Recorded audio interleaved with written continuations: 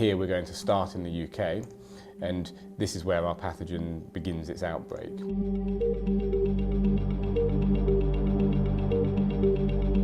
The aim of the game is to infect everybody with your disease and eventually wipe out the whole world before humanity can cure it, so it's not a particularly nice game. As the player starts the game, the disease is very weak, but then as the player continues to play, they gain DNA points and they're able to spread the disease around the world more. In a nutshell, this is what the game is. It's all about these viral outbreaks, and eventually the world will notice that this disease is spreading and then begin to respond in order to develop a cure.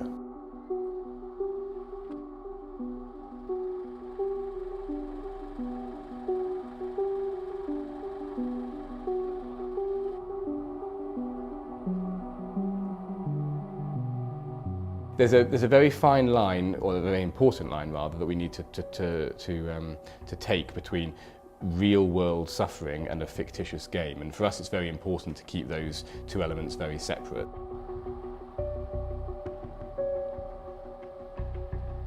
We have Plague Inc., which is a fictitious game made 8 years ago. If we were to do something about something that was a real-world problem now, that wouldn't be something that we'd feel comfortable doing. So for us, we're very clearly not going near that. When I was making the game originally back in 2012, it was working out in my bedroom as a hobby. I didn't have anyone I could talk to about it, so it was all internet research. But since then, we've had a huge number of people get in touch with us, offering their thoughts and input. We have a lot of doctors and a lot of professors at universities playing it, and we've been able to work with them to kind of get ideas for different parts of the game.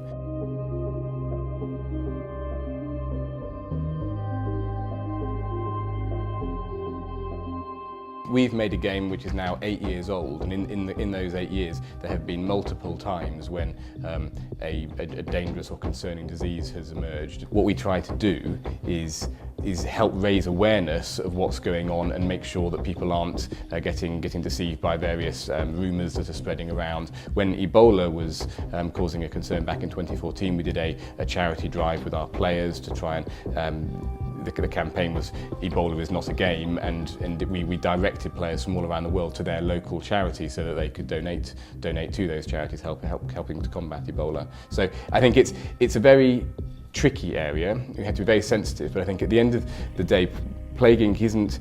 We don't glorify disease. We don't have show gratuitous violence. Plague Inc. is very much a petri dish of the world. You never see any individual people or anything. It's just numbers and nothing else.